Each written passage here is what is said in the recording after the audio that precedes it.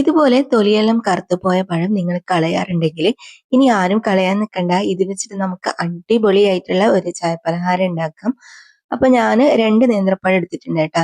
ഫ്രിഡ്ജിൽ വെച്ചിട്ടാണ് ഇതിന്റെ കളർ ഇങ്ങനെ ആയിപ്പോയത്. പക്ഷെ ഇതിന്റെ ഉള്ളിലെല്ലാം ഒന്നും ആയിട്ടില്ല കേട്ടാ. നല്ല പഴാണ്. അപ്പൊ നല്ല പഴുത്ത പഴാണിത്.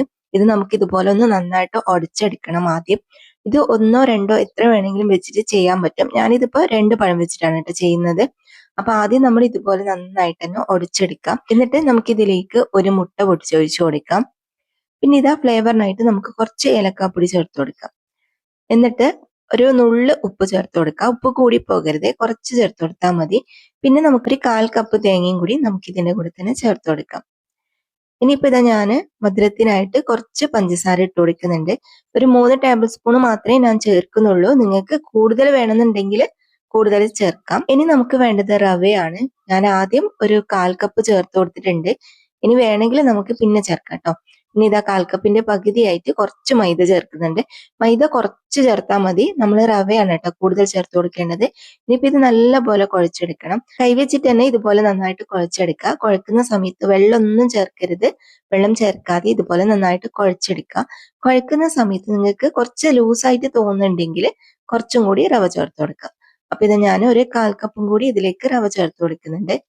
പിന്നെ റവ വറുക്കേണ്ട ആവശ്യമൊന്നുമില്ല. വറുക്കാത്ത റവയാണ് കേട്ടോ നമ്മൾ ഇതിലേക്ക് ആഡ് ചെയ്ത് കൊടുക്കുന്നത്. അപ്പൊ ഇത് റെഡി ആയിട്ടുണ്ട്. ഇനിയിപ്പോ നമുക്ക് ഓയിൽ നല്ലപോലെ ചൂടാക്കാം. ചൂടാക്കിയതിന് ശേഷം ഈ മാവിൽ നിന്ന് കുറച്ച് കുറച്ചായിട്ട് ഇതിലേക്ക് നുള്ളിയിട്ട് കൊടുക്കാം. പ്രത്യേകിച്ച് ഷേപ്പ് ഒന്നും വേണ്ട കേട്ടോ. ജസ്റ്റ് ഇതുപോലെ കുറച്ച് കുറച്ചായിട്ട് മാവ് നുള്ളിയെടുത്തിട്ട് ഇതിലേക്ക് ഇട്ട് കൊടുത്താൽ മതി. അപ്പൊ ഇതുപോലെ നമ്മൾ എണ്ണയിൽ ഫുള്ളായിട്ട് ഇതുപോലെ ഇട്ട് കൊടുത്തതിന് ശേഷം കുറച്ച് സമയം ഒന്ന് വെയിറ്റ് ചെയ്യുക. ഒരു സൈഡ് ആയി കഴിയുമ്പോൾ മറിച്ചിട്ട് കൊടുക്കാം. അങ്ങനെ 2-3 പ്രാവശ്യം തിരിച്ചു മറിച്ചെല്ലാം ഇട്ടിട്ട് എല്ലാ സൈഡും ഒരേപോലെ ഫ്രൈ ആയി കഴിയുമ്പോൾ നമുക്കിത് എണ്ണയിൽ നിന്ന് കോരി മാറ്റാം.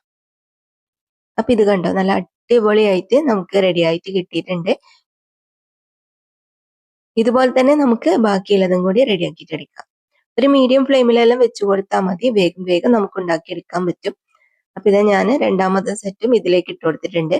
ഇനി ഇത് നമുക്ക് ഒരു മീഡിയം ഫ്ലെയിമിൽ വെച്ചിട്ട് ഫ്രൈ ആക്കാം. എല്ലാ സൈഡും തിരിച്ചു മറിച്ച് 2-3 പ്രാവശ്യം തിരിച്ചു മറിച്ചിലിട്ടിട്ട് നല്ലൊരു ഗോൾഡൻ ബ്രൗൺ കളറിലാണ് നമ്മൾ ഇത് ഫ്രൈ ചെയ്തെടുക്കുന്നത്. അപ്പൊ ഇതാ നമ്മുടെ എല്ലാ സ്നാക്കും റെഡി ആയിട്ടുണ്ട്. 2 പഴം വെച്ചിട്ടാണ് നമ്മളിതാ ഇത്രയും കുറെ സ്നാക്ക് ഉണ്ടാക്കിയത്. അടിപൊളി ടേസ്റ്റ് ആണ് കേട്ടാ.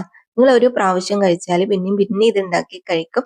അതുപോലെ തന്നെ നല്ല സിമ്പിൾ ആണ്. നമുക്ക് കുട്ടികൾക്ക് സ്കൂൾ വിട്ട് വരുമ്പോഴെല്ലാം പെട്ടെന്ന് ഉണ്ടാക്കി കൊടുക്കാം. അതുപോലെ ഗസ്റ്റ് എല്ലാം വരുമ്പോൾ ഇതുപോലെ ചെയ്ത് കൊടുക്കാം. തൊലി കറുത്തുപോയ പഴം തന്നെ വേണമെന്നില്ല. നിങ്ങളുടെ കയ്യിലുള്ള ഏത് പഴം വെച്ചിട്ടും ഇതുപോലെ ചെയ്യാൻ പറ്റും.